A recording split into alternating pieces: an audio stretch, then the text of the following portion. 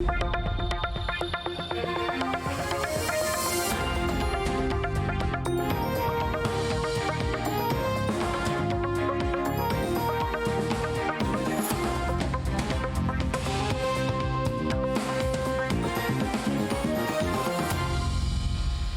su primera presentación ante el Congreso como jefe de gabinete, Guillermo Francos defendió la gestión de Javier Milei y la política económica ante los diputados. Afirmó que no va a haber devaluación y que el objetivo es que la inflación converja en torno al 2% mensual. Además, expresó la posibilidad de dar marcha atrás con el decreto que limita el acceso a la información pública. Y mientras en paralelo sucedía la manifestación en la calle de los jubilados, donde hubo incidentes fuera del Congreso, Francos también defendió el veto presidencial y aseguró que las jubilaciones aumentaron en términos reales. Hola, buenas noches. Estas son las noticias a las 20:30. La marcha de jubilados contra el veto presidencial volvió a terminar con incidentes. Los manifestantes se enfrentaron con las fuerzas de seguridad que aplicaron el protocolo antipiquetes para evitar que haya cortes de calle. Hubo empujones, corridas, gases lacrimógenos, 27 heridos, 2 personas hospitalizadas y hasta un contenedor de basura prendido fuego. Se vivieron momentos de mucha tensión en las inmediaciones del Congreso.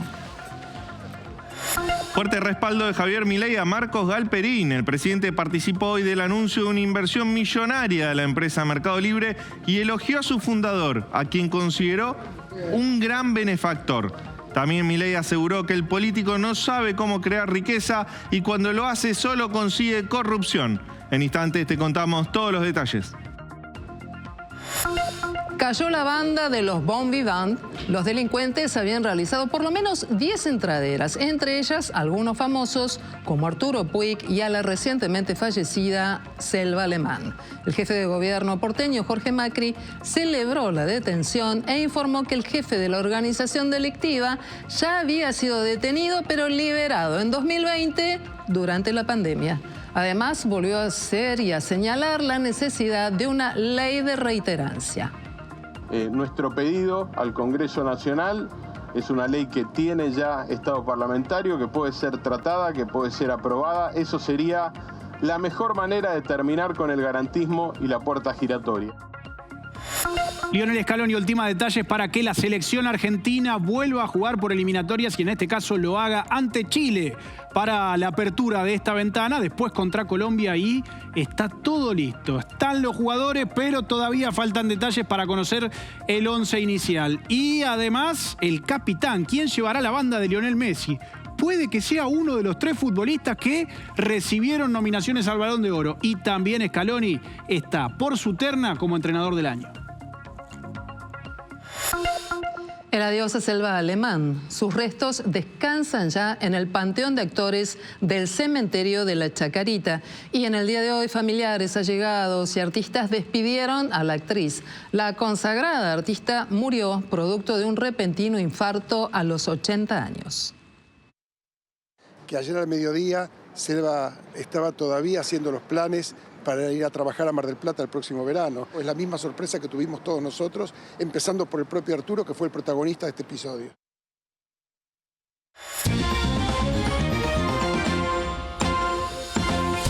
Jubilados volvieron a concentrarse esta tarde frente al Congreso Nacional para reclamar contra el veto presidencial que anuló la nueva fórmula de sus haberes. Como la semana pasada, otra vez se produjeron enfrentamientos con la fuerza de seguridad y además hubo incidentes de distinta naturaleza. La marcha de jubilados frente al Congreso de la Nación volvió a tener incidentes. La Policía Federal, Gendarmería y Prefectura chocaron con los manifestantes mientras desplegaban el protocolo antipiquetes para evitar cortes de calle. La concentración, que estuvo acompañada por organizaciones sociales y sindicatos, tuvo sus primeros enfrentamientos cuando los manifestantes comenzaron a marchar. Ya no va más, viejo. Paro nacional de la CGT necesitamos urgente porque le pegan a los jubilados, le pegan a los judiciales, le pegan a los piqueteros, le pegan a todo el mundo porque es una organización absolutamente imprescindible el paro nacional. Necesitamos frenar esta barbaridad que hoy tenemos un gobierno que elimina derechos, castiga a los trabajadores y le pega a los jubilados. Sí, apoyando un reclamo absolutamente justo y además con el componente del repudio a la represión que sufrieron la semana pasada. Tenemos que seguir esta lucha, hay que ganarla, hay que lograr que esa movilidad se respete. Este miércoles hay más gente que el miércoles pasado y mucho menos de lo que va a ser el miércoles que viene. Y por cada veto que quiere hacer Milei, por cada derecho que quieren conculcar, la gente está tomando compromiso y conciencia que la batalla se gana en las calles. Mira cómo avanzan contra todos los que están movilizándose. Eso es lo que hacen. Le pegan a los jubilados, le pegan a los diputados, le pegan a los trabajadores que salen a movilizarse. La tensión creció cuando los manifestantes prendieron fuego un contenedor de basura. Primero me pegaron patadas los policías y después los de prefectura me tiraron los cascos, los escudos y con palos pegaban. Que nos están matando a los jubilados y no lo digo por una cuestión personal. Tengo mi casa, como me pago los remedios, pero veo alrededor mío un montón de amigas que eligen qué remedio comprarse. La habitual concentración de los jubilados frente al Congreso de la Nación se extendió un poco más de lo normal teniendo en cuenta estos enfrentamientos que se dieron entre las fuerzas de seguridad y los manifestantes. Con la idea de seguir reclamando, se espera para la semana que viene una convocatoria similar. Entre carteles y cánticos, los jubilados volvieron a enfrentarse a las fuerzas de seguridad y la tensión en las calles va en aumento. Las protestas, los incidentes fuera del Congreso fueron uno de los factores determinantes para que la exposición del jefe de Gabinete de Ministros, Guillermo Francos, terminara de manera abrupta. ¿Qué pasó? Que un sector de los bloques de Unión por la Patria y el kirchnerismo salieron a la calle junto a diputados de izquierda, algunos otros legisladores que quedaban en el recinto al ver que no había solución, resolvieron dejar el recinto vacío. Lamento,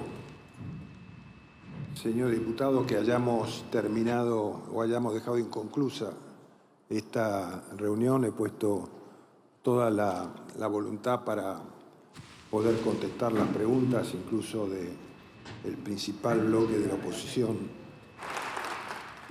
Y este era el momento exacto en el que Guillermo Francos anunciaba el final de la sesión, luego de que se profundizaran los incidentes en la marcha de jubilados. El informe de gestión se había interrumpido por un cuarto intermedio que los diputados de la oposición usaron en algunos casos para salir a acompañar la protesta.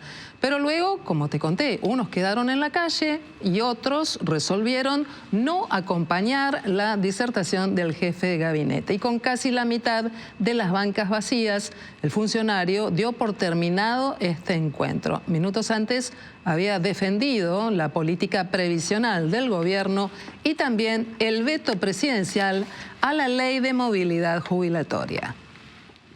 Esta gestión estableció aumentos mensuales según el índice de precios al consumidor, lo cual permitió una recuperación del poder de compra de los haberes jubilatorios de casi el 10% en lo que va del año y de casi el 6% con respecto a noviembre del 2023.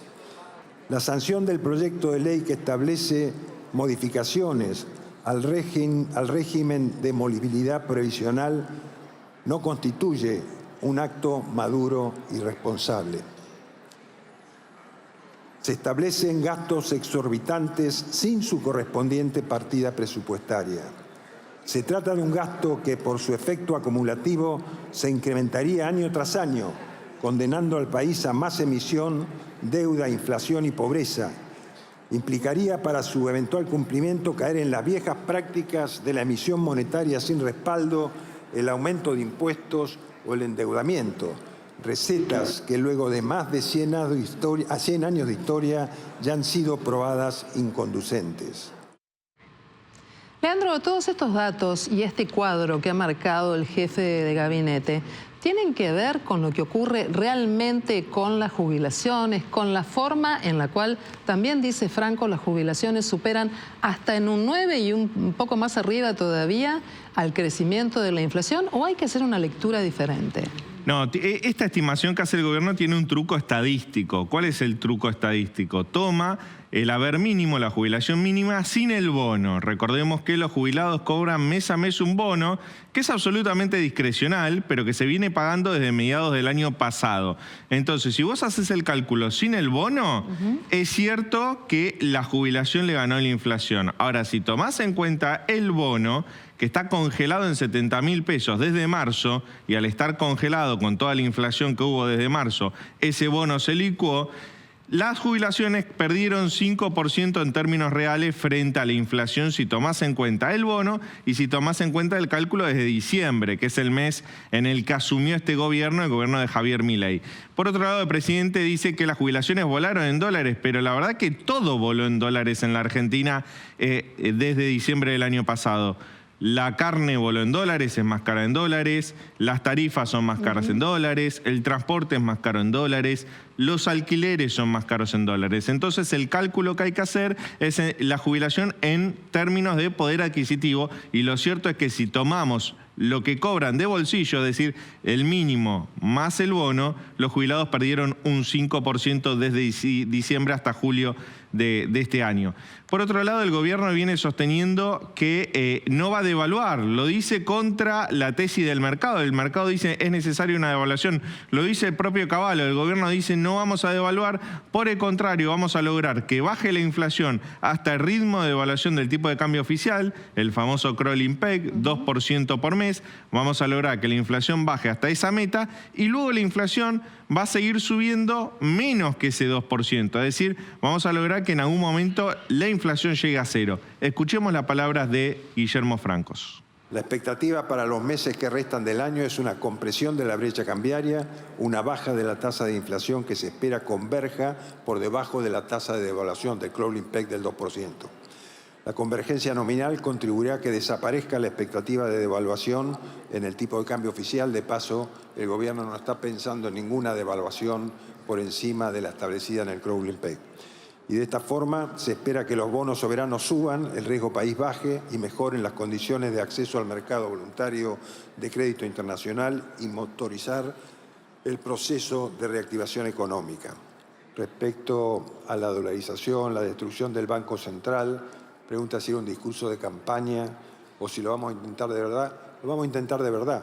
Solamente hay que contemplar las restricciones financieras que existen en este momento y que seguramente la situación futura irá diciendo cuándo va a existir la convergencia, cuándo se va a poder terminar con el cepo, cuándo el crawling peg pueda disminuir. Todos estos son elementos que la realidad económica irá modificando para poder terminar con la dolarización que sea más adecuada al momento económico que se viva. El jefe de gabinete también se refirió al aumento de la pobreza. Textualmente dijo, los problemas de pobreza no se solucionan creando artificialmente dinero o deuda. De esta forma se refiere a que el gobierno recurra a la emisión cero y que tampoco está accediendo a refinanciar deuda en los mercados internacionales. Pero, ¿qué está pasando con la pobreza? La pobreza aumentó. Hoy conocimos el dato del Observatorio de Deuda Social de la UCA, que indica que aumentó en este primer semestre al 52% la pobreza y 18% la indigencia. Estos son datos del primer semestre de este año, que comparados con los datos del INDEC del año pasado, 2023, representan un aumento considerable, porque en 2023 teníamos 41,7 de pobreza, 41,7, y 11,9 de indigencia. Es decir, hay un aumento notable en estos índices que lo que revelan es que cada vez más argentinos tienen dificultad para cubrir una canasta básica total en el caso de la pobreza y en el caso de la indigencia para pagar una canasta básica alimentaria. La canasta básica alimentaria es aquella que necesita un grupo familiar para consumir las calorías necesarias para sobrevivir de forma digna y saludable. Es decir, tenemos más de la mitad de la pobreza argentina que no pueden pagar una canasta básica total. Lo que sí dice el Observatorio de Deuda Social de la UCA, que esta es la cifra mayor de pobreza de 2004, pero a diferencia de la crisis de 2001, en este entonces, ahora, no hay un nivel de desempleo tan alto como en el de aquella época, cuando incluso llegó a un 20%. Es decir, en este momento el desempleo, si bien aumentó con respecto al año pasado, no llega a las dos cifras, a los dos dígitos, con lo cual el nivel de crisis no es tan grande como el de 2001. Leandro, ¿y qué hacía el presidente Javier Milei frente a este escenario? Esta tarde fue muy movida y todo esto ocurría prácticamente al mismo tiempo. Bueno, hubo una visita importante a un empresario, al CEO de Mercado Pago, a Marcos Galperín, ¿sí? Allí surgieron una serie de definiciones, porque se habló de economía, pero hubo un párrafo muy duro que también le dedicó a los políticos. Por supuesto, porque Javier Milei jugaba de local en Mercado Libre, porque Marcos Galperín es uno de los empresarios que más vocalmente, más públicamente abrazó, si se quiere, las ideas de la libertad. Ya lo había hecho en el gobierno de Mauricio Macri con el PRO también.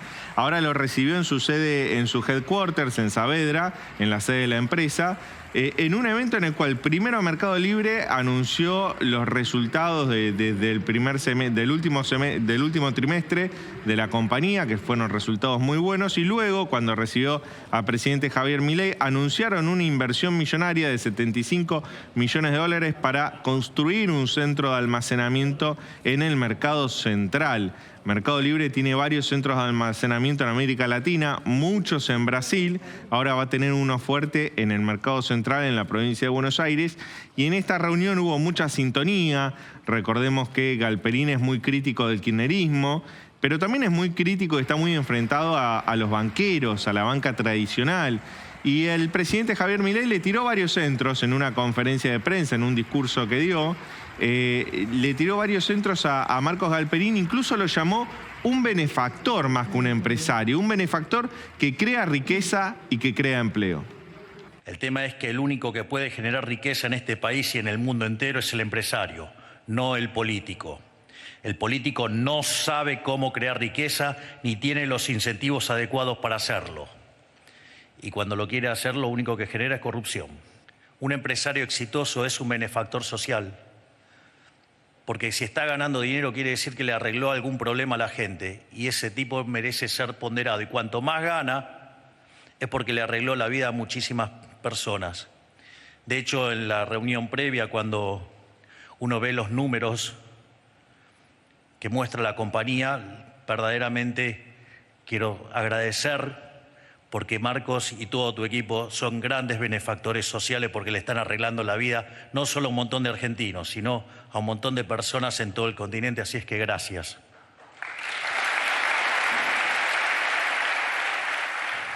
Leandro, vamos a hablar del costo de los pasajes una vez más, en este caso de los trenes para el área metropolitana.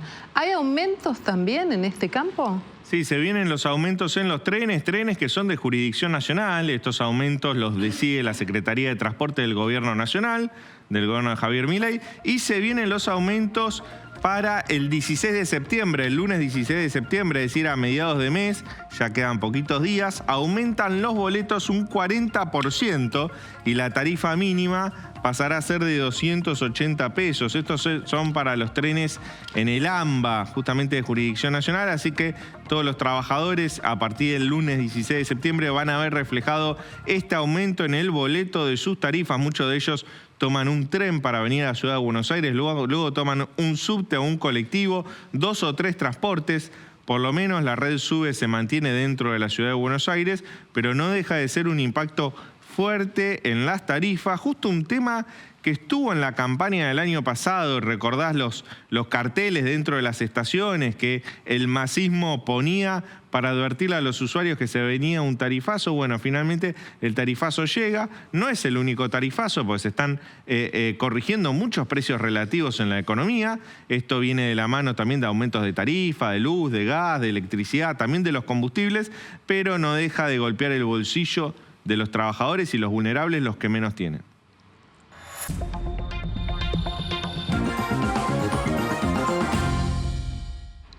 Atención a este dato porque llega un nuevo paro de pilotos. Es porque la Asociación de Pilotos de Líneas Aéreas confirmó este nuevo paro para este viernes, el 6 de septiembre, en este caso en Aerolíneas Argentinas. El paro ocurrirá luego del rechazo del sindicato al ofrecimiento paritario a través de un comunicado. Hemos sido pacientes, respetuosos de los plazos y hemos acatado la conciliación obligatoria pese a no ser convocados por la Secretaría de Trabajo a negociar en este periodo. Esto es lo que señalan en la comunicación y concluyen que las propuestas no solo son insuficientes, sino que además resultan provocativas. En este caso les voy a hablar de Aerolíneas Argentinas. La compañía anunció hace minutos que se ha logrado recortar la planta de empleados en 1.500 personas. Así, de esta manera, el gobierno ratificaba que Aerolíneas Argentinas redujo 1.500 puestos de trabajo de su planta permanente y que generó ingresos genuinos por primera vez en 7 años. Esto lo comunicó, como recién veías, el portavoz del gobierno, Manuel Adorni. Y esto se le suma lo dicho por la ministra de Seguridad, Patricia Bullrich, quien advirtió que Aerolíneas Argentinas sabe que si no se ordena, se privatiza en cualquier momento. Hay un paro en los trabajadores del Hospital Garrahan. Empezaron esta medida de fuerza por 24 horas bajo la consigna "La salud de las infancias y el Garrahan son esenciales". Están buscando una recomposición salarial del orden del 100%. Allí están considerando que un salario mínimo debe ser igual al precio de la canasta en la ciudad de Buenos Aires, 1.400.000 pesos, y rechazan, por otra parte, el impuesto a las ganancias. El paro va a continuar hasta mañana a las 7 de la mañana e incluye además una concentración y un semaforazo sobre el puente de la calle Brasil. Vale aclarar que las emergencias médicas se están cubriendo y que lo que sí ocurrió es que se reprogramaron algunas cirugías que no son urgentes. Hace 2 meses que, según Fabiola Yáñez, Alberto Fernández dejó de pagarle la cuota alimentaria para la manutención del hijo que tienen en común. Desde el entorno de la ex primera dama anticiparon que lo van a citar a una mediación. El señalamiento tiene que ver con que se considera que hay una amenaza coactiva que apunta a tomar represalias a partir de las denuncias sobre violencia de género que hizo Yáñez. Además, el ex titular de la Unidad Médico Presidencial, Federico Saavedra, ya puede contestar las preguntas de la Fiscalía, ya que una cuestión que resulta prácticamente obvia, fue autorizado no solo por Fabiola Yáñez, sino también por Alberto Fernández a que se presente en sede judicial siendo relevado del secreto profesional.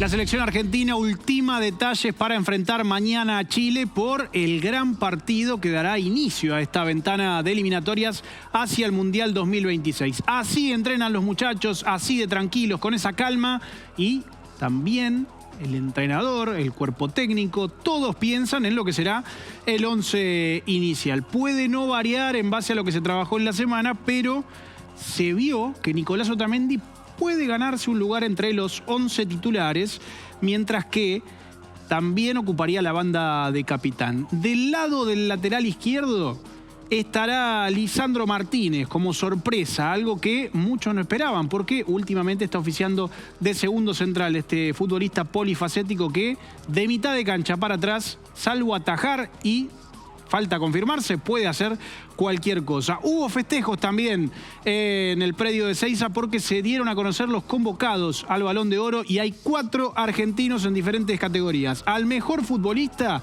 está Lautaro Martínez. Para mejor arquero está Emiliano Martínez, el Dibu. Alejandro Garnacho ocupa un lugar en el premio Raimón Copá, que es el que se le entrega al mejor futbolista sub-21, y Lionel Scaloni, lógicamente, está en la categoría de mejor entrenador. Próximo 28 de octubre será la gala de la revista France Football. Fue el propio Scaloni quien se encargó de analizar al rival, a Chile, y también hizo hincapié en algunas ausencias. El retiro del arquero Claudio Bravo, la falta, en este caso, de una figura tan preponderante como Alexis Sánchez, y como es polifacético y le alcanzó el tiempo para todo, también le mandó saludos a Franco Colapinto. Y en cuanto a las bajas de Bravo, de Alexis, que son jugadores, no hace falta que lo diga yo, que han hecho historia en su selección y que han sido jugadores de renombre mundial. Siempre es mejor que no estén, eso está claro, porque son jugadores increíbles, pero bueno, lo mismo de siempre, el fútbol es tan extraño que al final nunca te puedes confiar, y no es que Chile sea más débil porque no tenga ellos dos, pero sí es evidente que son dos grandes jugadores. Tengo entendido que Colapinto o vive en Mallorca o está, y nunca lo pude ver, y anda en bici también, así que tenemos varias cosas en común, la pasión por los autos, y el domingo nos pasó una cosa muy rara, había partidos también a la vez de la carrera y dividimos la pantalla dos, la Fórmula 1 por un lado y un partido que creo que era Liverpool-Manchester, no recuerdo bien cuál era, porque la verdad que genera lindo, una ilusión para todos los argentinos tener un piloto y que lo haya hecho de la manera que lo hizo. Juan Román Riquelme se sumó al Salón Internacional de la Fama del Fútbol Mundial y ahora está en el mismo lugar que, por ejemplo, Diego Armando Maradona, que el mismísimo Zinedine Zidane y que otras leyendas del fútbol, como también el brasileño Ronaldo.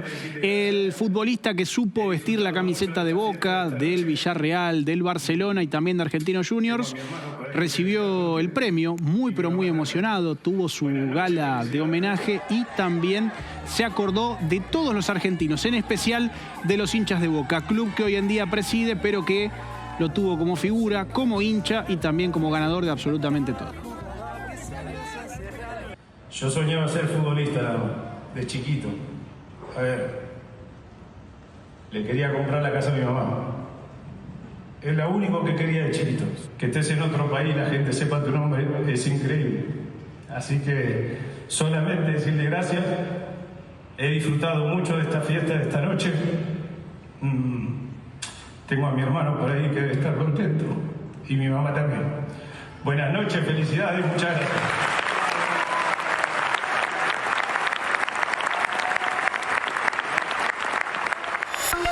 Y hoy tuvimos un día espectacular, prácticamente sin nubosidad, con viento leve del sector sur, y la temperatura máxima sobre la ciudad de Buenos Aires a las 3:20 de la tarde alcanzó los 20 grados 6 décimas, ahí orillando los 21 de máxima en una tarde primaveral. Claro, con ambiente mucho más seco, pero atención, porque mañana vamos a registrar la mañana más fría de toda la semana. Se vienen condiciones más típicas de invierno que de primavera. ¿Por qué digo esto? Porque se esperan temperaturas bajas en gran parte de la Patagonia, que es normal, pero sobre la zona central del país. Acá vemos un verde bien fuerte sobre el centro de la provincia de Buenos Aires, con mínimas de 0 a 2 grados. El resto de la provincia de Buenos Aires, Capital Federal y especialmente el Gran Buenos Aires, mínimas que mañana van a estar orillando los 3 a los 5 grados. En Capital Federal la mínima 6.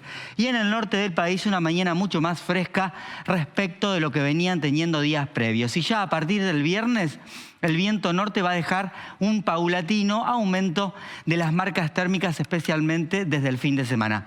Vamos a actualizar la información de los focos de incendio en la provincia de Córdoba, porque según la Defensa Civil cordobesa se contuvo en un 60% el principal foco de incendio que se encuentra sobre el valle de Calamuchita. Pero la noticia es que la justicia ordenó la detención y la imputación de un hombre de 72 años como presunto autor de delito de incendio culposo agravado en Yacanto, el Durazno, Valle de Calamuchita. Se trata del mayor foco que tuvo Córdoba esta semana, controlado en un 60%, pero que lamentablemente quemó 12.650 hectáreas y 10 viviendas de El Durazno. Bueno, una situación bastante crítica, sobre todo porque no llovió, no se esperan lluvias de aquí a una semana. Así que un imputado, un detenido y casi 13.000 hectáreas incendiadas.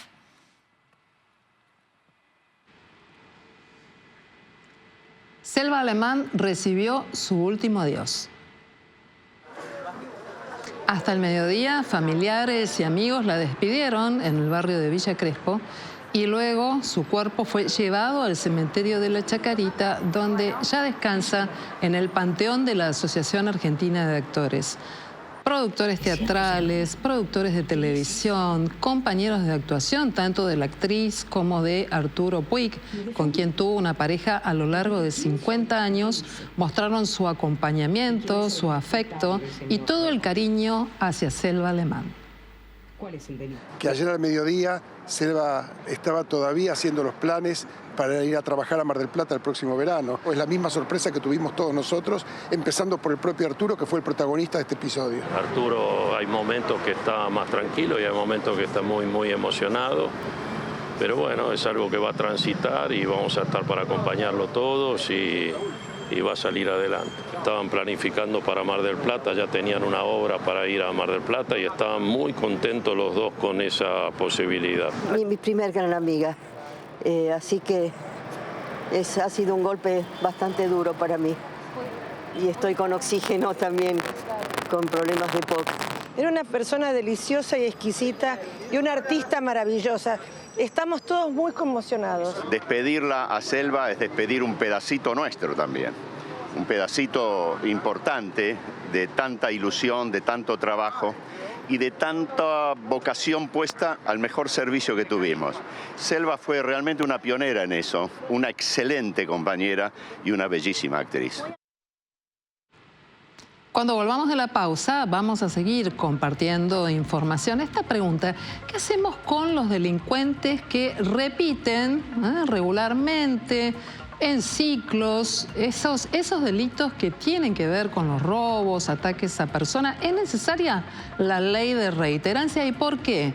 Y además, que ha dejado, además de todo lo que te contamos, la visita del jefe de gabinete al Congreso. Todo esto y más, como siempre, aquí en estas noticias a las 20:30.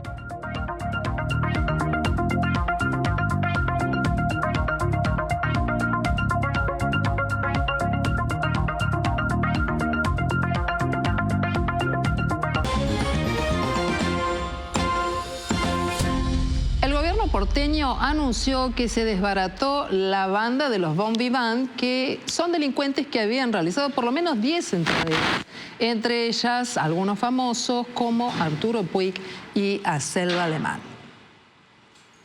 En total hay en este momento 8 detenidos después de 28 allanamientos en el que se incautaron autos de alta gama, joyas, armas, herramientas y otro tipo de mercaderías. Y según la investigación, estos delincuentes realizaban una tarea de inteligencia muy importante para garantizar en la previa los movimientos que les permitían desarrollar el delito. Elegían casas muy particulares de propietarios de alto poder adquisitivo. El trabajo fue en conjunto entre la policía de la ciudad y la unidad fiscal especializada en investigación criminal. Y el jefe de gobierno, Jorge Macri, celebró la detención, pero también informó que el jefe de la organización ya había sido detenido y después liberado en 2020. Y por eso insistió con el pedido de la ley de reiterancia a nivel nacional. Además, defendió la expulsión de extranjeros que delinquen en nuestro país. Nos vamos a seguir oponiendo a la liberación de delincuentes. Esta banda tiene un antecedente. Es una banda que ya cometía delitos, se había sido detenida en el marco de la excusa de la pandemia, aparte esa banda fue liberada, y volvieron a cometer delitos porque es lo que hacen.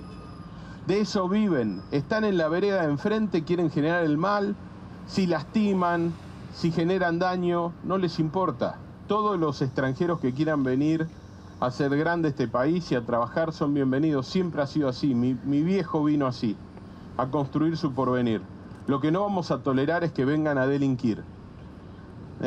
Extranjero que delinque vuelve a su país, rápido, expreso. No tenemos por qué hacernos cargo de cuidarlos, de protegerlos, de tenerlos detenidos, de darle de comer. Al Congreso Nacional, pero al Gobierno Nacional que apoye, nosotros estaremos como PRO haciéndolo, el tratamiento de la ley de reiterancia a nivel nacional.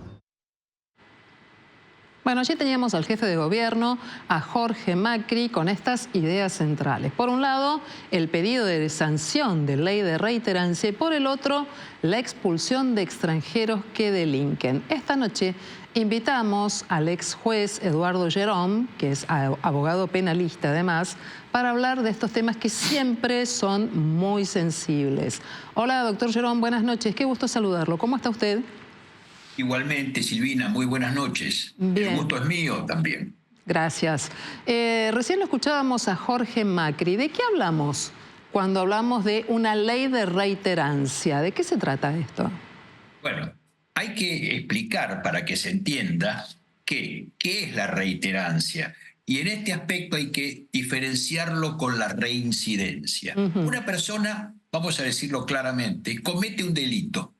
Entonces, una vez que cometió el delito, se lo condena, supongamos, por ese delito que cometió. A partir de ese momento que está condenado por el delito, vuelve a cometer otro. Entonces ahí es reincidente. Recién ahí.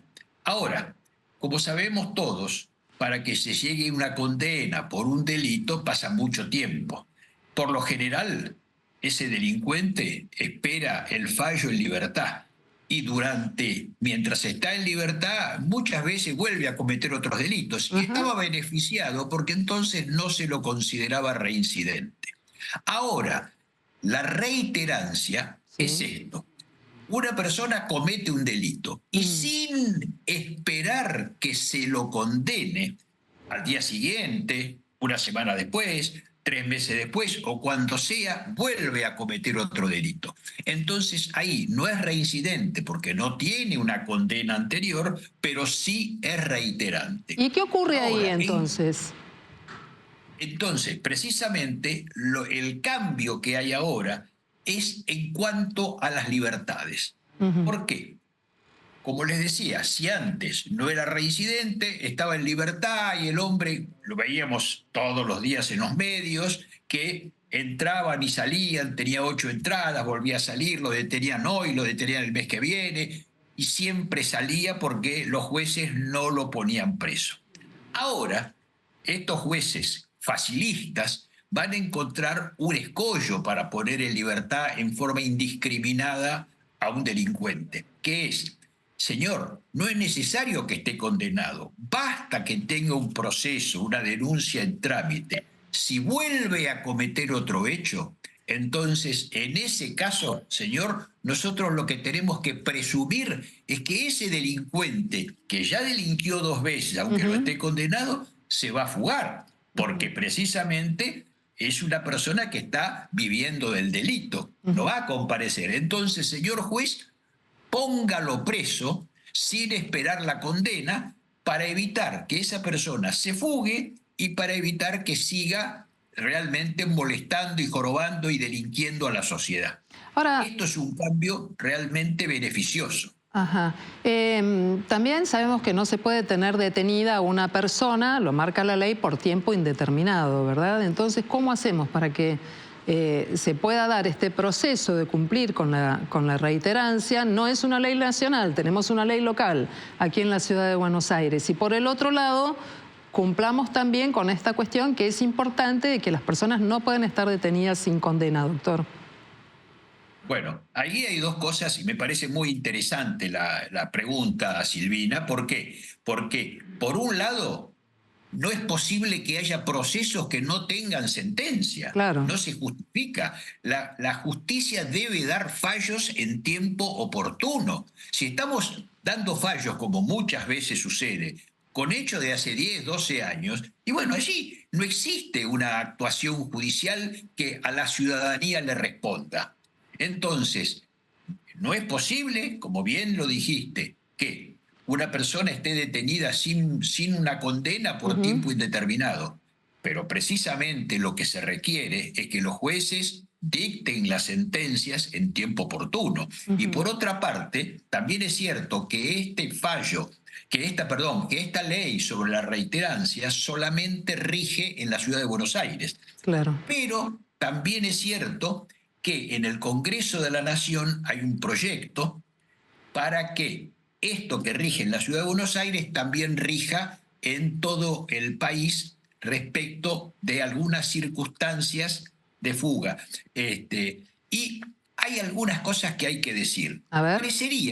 Parecería que determinados grupos ideológicos, determinados partidos, en líneas generales los partidos de izquierda, siempre están a favor de proteger a los delincuentes. Entonces, esto es lo que muchas veces muchos nos preguntamos: ¿por qué se protege a los delincuentes? ¿Por qué se quiere evitar que un delincuente pueda ser aprehendido, pueda ser juzgado y pueda ser detenido, etcétera? ¿Por qué están pensando solamente en ese delincuente y no están pensando en la sociedad, en la víctima? Bueno, sabiendo que ese que sale en libertad inmediatamente va a volver a delinquir. Entonces, no pensamos en las víctimas, no pensamos en la gente que a continuación va a ser objeto de un delito. Bueno, sería ideal que todos pensemos en la aplicación de la ley, ¿no? Porque una sociedad sin marco normativo, sin ley, es un grave problema, es una cuestión institucional muy delicada. Esto me parece que es muy importante tenerlo en cuenta. Usted ha sido juez, lo sabe mejor que nadie. Doctor Jerome, ¿está al tanto de alguna reforma judicial en la que esté pensando el gobierno? Porque hoy el jefe de gabinete estuvo en el Congreso, en la Cámara de Diputados, y dejó entrever que habría alguna idea de cambio dentro del sistema judicial. ¿Ha escuchado algo usted? ¿Algún proyecto? ¿Ha sido consultado en este sentido? Hay un proyecto de reforma del Código Penal que ya se viene repitiendo desde hace varios años. Hubo en la época, durante la presidencia de Macri, hubo un proyecto que prácticamente estuvo a punto de ser presentado al Congreso y ser tratado en el Congreso, pero después se dio marcha atrás. Parecería que cuesta trabajo sancionar o adecuar nuevas leyes o adecuar las leyes a los tiempos actuales. ¿Por qué digo esto?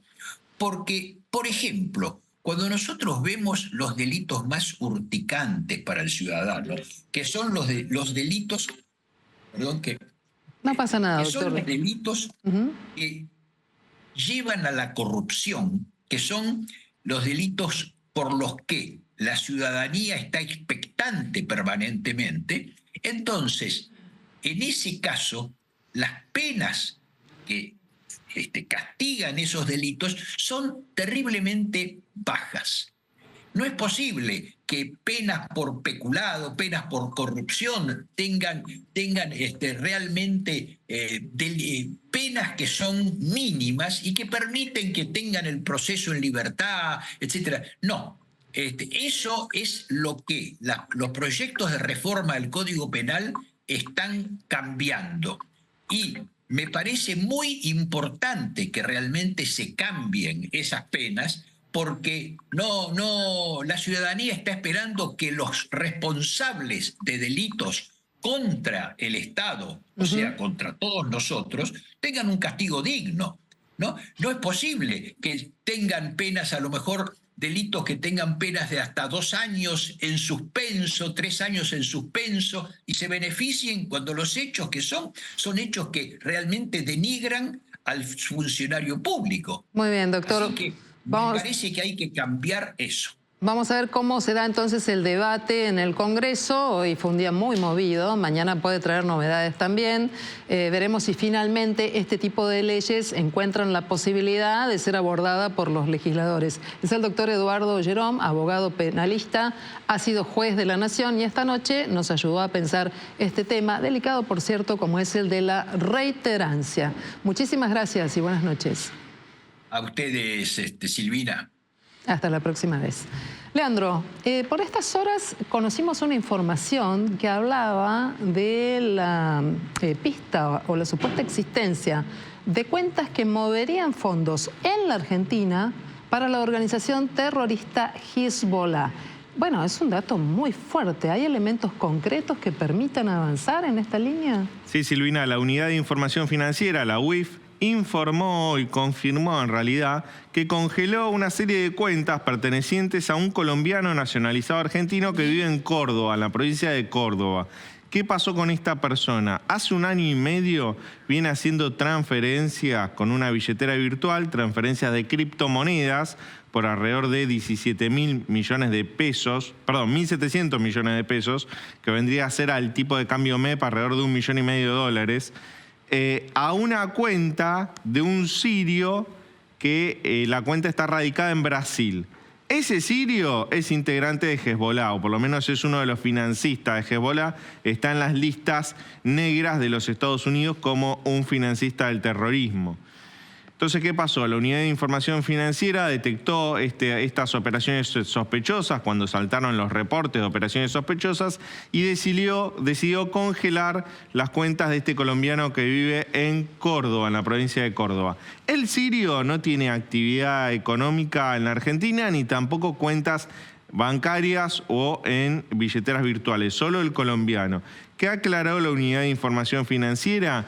Que este movimiento de dinero no implica que haya una operación terrorista en la Argentina en curso, sino que es probable que haya una operación de lavado de dinero para financiar al terrorismo internacional. Entonces eso es lo que se está investigando ahora. Ahora, esto no es menor. La Argentina en este momento está haciendo un blanqueo de dinero. Un blanqueo de dinero que es posterior a estas operaciones, porque te relaté que esto viene hace 1 año y medio, pero un blanqueo de dinero en el cual hay mucha investigación sobre, bueno, de dónde viene ese dinero, ¿no? Que no provenga de fuentes financieras justamente opacas como investigación, como por ejemplo el terrorismo. Otro tema importante, Argentina está siendo evaluada por el GAFI, el Grupo de Acción Financiera Internacional. La evaluación va a salir en unas semanas y Argentina podría ser incluida en la lista gris. Y esto es importante porque Argentina no recibiría inversiones. Con lo cual esto que está pasando es muy grave. Esperemos que las autoridades puedan traer luz al respecto. Bueno, y ustedes saben que hay mucha movida en el Parlamento. Hoy estuvo el jefe de Gabinete de Ministros en la Cámara de Diputados y a esta hora llegan datos del Senado que durante la tarde acordó que mañana no haya sesión, esperar una semana más para tratar el tema de la boleta única para que podamos votar con otro sistema el año que viene y dejar en stand-by 2 temas complejos: el financiamiento de la CIDE con fondos reservados y los fondos necesarios para financiar las universidades. Acaba de salir una información del Senado que sostiene que los senadores del bloque de Unión por la Patria están pidiendo que se garanticen condiciones para debatir mañana, probablemente en una sesión especial a la que quieren acceder los bloques de la oposición, para debatir mañana estos 2 temas muy sensibles: fondos reservados de la CIDE y fondos para el financiamiento de las universidades. Hay mucho y de vuelta, veremos en qué termina. Pero si vuelvo a la Cámara de Diputados, voy a saludar ya al diputado nacional Eduardo Falcone. Es un diputado nacional que forma parte del bloque del MID y que esta tarde estuvo muy activo allí en la Cámara Baja. Hola, diputado, buenas noches. Gracias por atendernos aquí en Noticias a las 20:30. ¿Cómo está usted? Bien, le pido disculpas porque me iban a llamar por Zoom y ahora estoy con un teléfono que lo tengo que mantener con la mano, así que se mueve un poco. Bueno, las cosas pasan así, pero lo importante es que estamos en el aire y podemos conversar de lo que dejó esta primera presencia del jefe de gabinete, que por cierto terminó de manera abrupta. En la calle, la protesta, incidentes, personas heridas, y en el recinto también pasaron cosas. ¿Cómo vio usted esta situación? Bueno, la reunión, la verdad que adentro del recinto fue muy tranquila. El ministro Franco es una persona muy calma y llevó muy bien todas las preguntas y respuestas que les hicimos. Prácticamente eran más de 1.500 preguntas. Algunas habían respondido ya de antemano, ayer por escrito, y otras las hicimos en el recinto. Así que para mí estuvo muy bien. Yo estaba afuera del recinto porque había salido 15 minutos cuando se produjo la suspensión. Sí. Así que cuando volví al recinto ya se había ido toda los manifestantes, no había ningún problema, pero justo en ese momento me avisaron que se había levantado la sesión, así que me volví a mi oficina del anexo. Si usted tuviera que rescatar las ideas centrales de la exposición de Francos, ¿con qué concepto estaríamos dándole marco a esta ponencia? Bueno, el ministro Franco básicamente hizo un paneo general de la gestión del gobierno. Usted sabe que yo soy desarrollista y soy economista, así que me quedo con la descripción que hizo de cómo es la política del gobierno para bajar el gasto público, reducir la inversión, reducir la inflación y aumentar las inversiones por vía del régimen de incentivo de las grandes inversiones. Yo particularmente, como soy de Chivilcoy y por ahí pasa la Ruta 5, que hace 40 años que no hay avances, le hice una pregunta concreta sobre la obra pública en la Ruta 5 y me la respondió. Así que bueno, básicamente, después hubo preguntas de distinto tipo, muchas sobre la situación del decreto sobre el acceso a la información. Sí. Mucho se repitió esta pregunta. Y el ministro dijo que estaban estudiando si fuera necesario hacer alguna revisión, porque ellos lo que querían era ordenar el acceso a la información pública y no restringirlo de ningún modo. Y es un capítulo importante, pero bueno, también el ministro Guillermo Francos dijo esto que ahora vamos a compartir en pantalla. De ninguna forma la intención del gobierno nacional es poner opacidad a la información pública, sino ordenar los pedidos de acceso a la información. Modificaremos el decreto si fuera necesario, haremos las consultas, estamos dispuestos a analizarlo y que también ustedes puedan entender desde el lado de la administración cuáles son las dificultades que vemos y que encontramos para acceder a todos los requerimientos. Diputado, ¿será una respuesta política de circunstancia o esperan cambios profundos? No, es lo que le acabo de decir, que manifestó el jefe de gabinete. Yo creo que fue un decreto que causó algún impacto en la sociedad y bueno, me parece que está bien que lo revisen y en todo caso, si tienen que modificarlo, lo modifiquen. Apelando a su condición de economista, hubo una serie de definiciones que dejó allí el ministro Francos. Una de ellas tiene que ver con insistir con la idea del veto, defender el veto a la ley de movilidad jubilatoria. Habló de inmadurez el jefe de gabinete, apuntó a los legisladores, a la Cámara en general, a los números, y dejó una frase y un concepto bastante picante que él dice que las jubilaciones le ganan a la inflación por arriba de 9 puntos, sabiendo que las jubilaciones son las que son en este momento. ¿Usted respalda esta posición o tiene una mirada crítica? ¿Qué va a pasar con ese veto en la Cámara de Diputados? Bueno, usted sabe que yo estuve en la reunión del viernes pasado con el presidente y los bloques del MID y el PRO y la Libertad de Avance. El presidente explicó los números que él tiene y efectivamente dijo eso, que las jubilaciones estaban un 5% sobre la inflación desde que él asumió.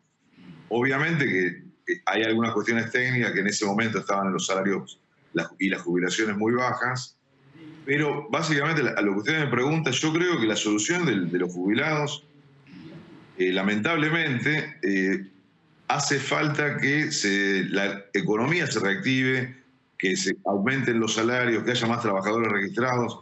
Estas son cuestiones de corto plazo, ninguna fórmula va a solucionarle a los jubilados nada, pues imagínense que estamos hablando de muy pocos, digamos, de algunos miles de pesos que no le cambian la ecuación a los jubilados, que están con salarios y jubilaciones bajísimas hace 40 años. Ahora, diputado, entonces usted va a respaldar el veto.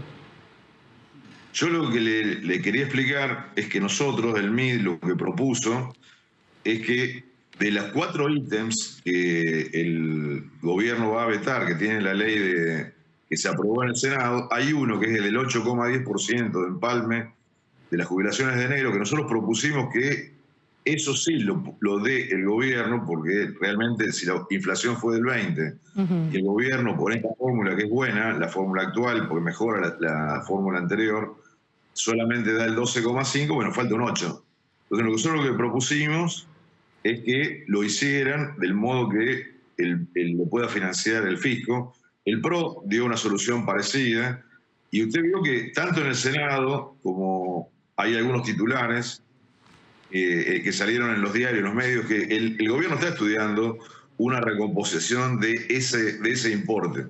O sea, el veto tiene 4 ítems que lo hacen impagable, según la explicación que dio el gobierno, que dice que no va a fundir a todos los argentinos o endeudarlos, porque él tiene que cuidar por todos los argentinos, los jubilados, los jóvenes, etc. Es una evaluación que él hace y hizo una evaluación del costo que tiene toda este paquete de reforma jubilatoria. Obviamente que es muy antipático decir esto, porque uno hace una cuenta, son 30.000 pesos por jubilado, pero bueno, son millones de jubilados. Cuando usted suma todo eso, el Estado no lo puede financiar. De hecho, pasó con el gobierno anterior, el anterior al anterior. Hace 40 años que los jubilados tienen una situación muy difícil. Así que 2 cosas dijo el gobierno, que iba a vetar, pero también que iba a estudiar una reforma jubilatoria que pueda ser financiable. Diputado, le cambio de tema. Una de las principales marchas que hubo contra el gobierno desde que asumió fue en defensa de las universidades, del financiamiento a las universidades. Y fue una marcha bastante transversal que fue el primer revés, si se quiere, en la calle que sufrió el gobierno. Desde el Congreso de la Cámara de Diputados, ¿ustedes qué posición tienen con respecto al financiamiento de las universidades públicas? Bueno, creo que el gobierno está manifestando que está financiando las universidades públicas y que hay una controversia sobre auditorías y otras cuestiones. Yo no tengo los números finitos, pero el gobierno de ningún modo quiere desfinanciar. Creo que hay una puja política, como en todas las cuestiones, en la cual algún partido tiene algún interés particular, pero obviamente que nadie quiere desfinanciar a la universidad pública. Yo soy egresado de la universidad pública, tengo 2 títulos universitarios de la UBA. Soy contador y economista. Y mis hijos fueron a la universidad pública, mi esposa, o sea, nadie quiere desfinanciar. Lo que pasa es que hay que ver con qué se financia. Porque acá funciona el teorema de Baglini, ¿viste? Todos cuando están fuera del gobierno son muy generosos y cuando están en el gobierno lo que hacen es lo mismo que hacen todos los gobiernos. Le preguntan al ministro de Economía si tiene fondos para financiarlo y el ministro de Economía le dice, mira, podemos hacer esto. Si vos pensás que sí, le tenés que hacer caso a las demandas de toda la comunidad, los policías, la educación, todas son necesarias, pero necesitas 5 PBI para pagarles a todos. Entonces la única forma de solucionar esto es que el país se desarrolle y la economía crezca, no hay soluciones mágicas. Diputado, le hago una última pregunta porque recién hice una consulta y me dicen que hay antecedentes de la posibilidad de que los diputados hagan un rechazo parcial al veto. ¿Están trabajando en este sentido? En función de lo que usted dijo, tal vez todas las bancadas puedan acordar que no desaparezca el 8% extra para financiar las jubilaciones, con lo cual no instalarían toda la ley, sino solamente una parte. ¿Esto es posible? ¿Están ya negociando en esta línea? Desconozco cualquier tipo de negociación de ese tipo. Puede ser que las haya, pero yo no he participado. Lo que sí es que prácticamente todos los bloques, si hay un punto en común, salvo el bloque propio de la Libertad Avanza, todos los bloques, como mínimo, estamos planteando que ese 8,10% hay que darlo. De hecho, el gobierno estuvo, yo creo, por versiones que hay, que también estuvo tratando de negociar en el Senado de que se aprobara solamente eso y se evitara el costo del veto. Muy bien. Ahora, la situación es la que es, el gobierno la vetó y ahora lo que hay que hacer es trabajar para corregirlo. A lo mejor se puede hacer una ley complementaria, pero bueno, no quiero inventar nada porque no participé de eso. Llegué muy tarde del Congreso porque nadie se comunicó conmigo para eso. Veremos entonces si se trabaja en esta idea de reinstalar solamente una parte de la ley que fue vetada y si finalmente hay acuerdo para poder sostener por lo menos este capítulo. Muy bien, diputado Eduardo Falcone, un hombre del desarrollismo, que está muy cerca del PRO y de algunas ideas del gobierno también. Le agradecemos mucho esta conversación. Seguramente vamos a volver a vernos allí en el Congreso. Gracias y buenas noches. No, buenas noches a usted.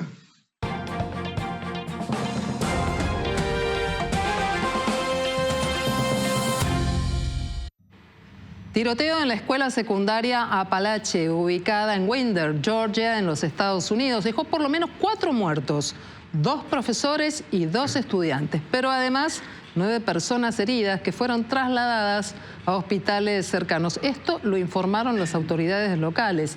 La policía logró también detener a un sospechoso que con el correr de las horas fue identificado como Colt Gray, un alumno de 14 años de la institución.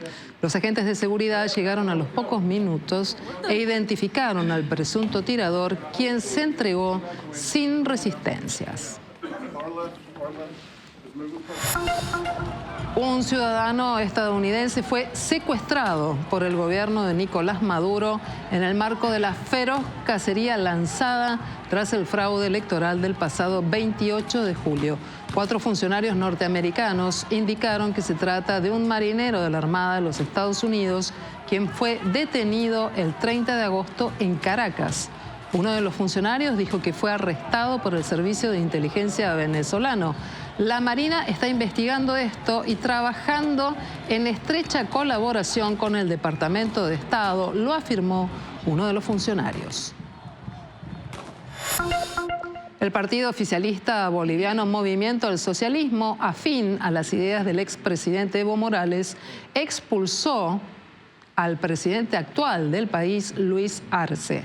La decisión también alcanza al vicepresidente actual, David Choquehuanca, y según el comunicado del MAS, se decidió expulsar definitivamente a los 2 mandatarios por haber traicionado al pueblo boliviano y al proceso de cambio, por no hacer vida orgánica en el instrumento y por convertirse al neoliberalismo, entre otras causas.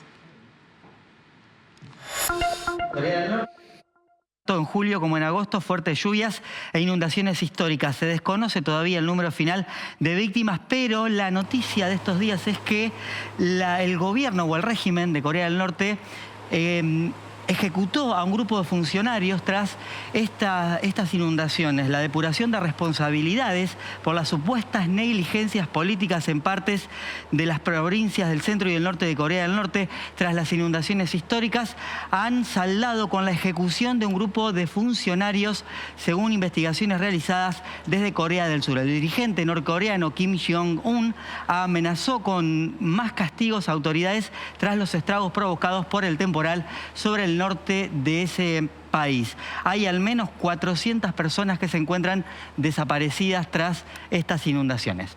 Y desde ahí vamos para Grecia, porque una tonelada de peces después de sequías y de altas temperaturas, Grecia ha enfrentado este año diversas catástrofes como olas de calor e incendios forestales, pero los peces muertos que les estoy mostrando proceden del lago Karla, uno de los más grandes de Grecia, situados 20 kilómetros al norte de la ciudad de Volos. El lago fue secado por completo en el año 1962, pero ganó terreno entre el 2010 y el 2018. Tras las inundaciones de septiembre del año pasado, la superficie recobró su tamaño original de aproximadamente 180 kilómetros cuadrados, pero en los meses siguientes, en el 2024, los peces encontraron suficiente alimento en el lago y se reprodujeron a gran escala. ¿Qué pasó? Las temperaturas subieron mucho, se quedaron sin oxígeno en los meses de verano de ahora del 2024 y murieron miles y miles de ellos. Y vamos ahora otra vez para Asia porque el tifón Yagi alcanzó las Islas Filipinas con vientos de 175 kilómetros por hora y ya se confirmaron 15 muertos y 21 personas desaparecidas en lo que es la peor tormenta tropical de ese país en el 2024. En alerta las provincias del sur de China para mañana y pasado tras la llegada de Yagi. Última pausa en este Noticias a las 20:30. Ya estamos de vuelta.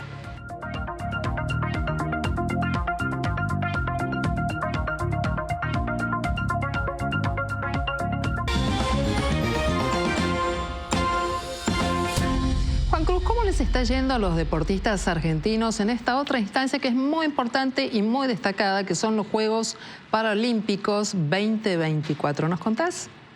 Es una actuación histórica. Realmente se puede comparar con la de 1996, la mejor hasta la época, porque el día de hoy se cosechó la segunda medalla dorada de toda la delegación y además de todo hay que contar las de bronce y las de plata. Por ende, realmente se sabe que es una muy buena actuación la que está haciendo la delegación argentina en los Juegos Paralímpicos. A quien vemos en pantalla es Brian Impellitteri, es quien ganó la medalla de oro en salto en largo en estos Juegos Paralímpicos, 6.42 metros. Marcó en la prueba T37. También tenemos medallas en natación. Fue la primera de las dos medallas doradas que tenemos en esta misma delegación. Iñaki Vasilov, desde 1996, justamente como les comentaba, que la delegación argentina no gana dos medallas de oro continuas en los Juegos Paralímpicos. Muy buen puesto para este momento de la delegación y también para el resto de los hitos conseguidos. En la última edición de Tokio 2020, el atleta rosarino había conseguido una medalla de plata, que realmente es algo muy, pero muy bueno también. Y hay que destacar el resto de las cuestiones que nos acontecen en estos Juegos Paralímpicos, como la demás medallas que consiguió la misma delegación, todos los argentinos. Y no solamente eso, sino las participaciones que está consiguiendo esta delegación con varios diplomas olímpicos. Esto se le entrega también al cuarto, quinto y sexto puesto de cada una de las categorías. Es un reconocimiento aparte, pero que también sirve para destacar el gran momento en el cual se encuentran los atletas paralímpicos argentinos.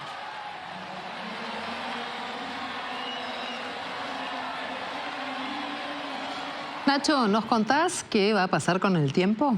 Bueno, se vienen bajas temperaturas, ¿eh? Ahora está bastante agradable, pero el viento está soplando del sur a 14 kilómetros por hora, la temperatura 14 grados, el cielo completamente despejado, la humedad baja 43%. Claro, ese aire frío y seco mañana nos va a dejar una mínima de 6 grados en Capital Federal y hasta 3 en el Gran Buenos Aires. El cielo va a estar despejado, el viento leve que va a rotar al noreste. Mañana el sol va a salir a las 7:07. Vamos a tener humedad alta cerca del amanecer, pero sol a pleno para la tarde, con alguna nubecita muy pero muy ligera, pero nada significativo, y la temperatura máxima va a alcanzar 16 grados. Como ves, tiempo frío a la mañana y fresco a la tarde con viento leve del norte. La humedad a la tarde 40-42%. Y hacia la noche el cielo despejado, 12 grados va a marcar el termómetro, el viento va a soplar leve del sector norte, el sol se va a ocultar a las 18:38, la humedad también moderada, 59%, así que la sugerencia para mañana, campera, bien abrigados porque se va a sentir el frío en gran parte de la mañana y partes de la noche de nuevo. Bueno, un pequeño anticipo del fin de semana, ¿tenemos o no todavía? Hay buenas noticias, te doy buenas noticias si quieren que haya buen tiempo, o sea, sol sin lluvias, viernes, sábado, domingo, temperaturas primaverales. Buenísimo, gracias Nacho. Hasta aquí te contamos todo lo que pasó en tu ciudad, en el país y en el mundo. Mañana lo vamos a volver a hacer aquí en estas noticias a las 20:30. Ahora que tengas un gran descanso. Chao, hasta mañana.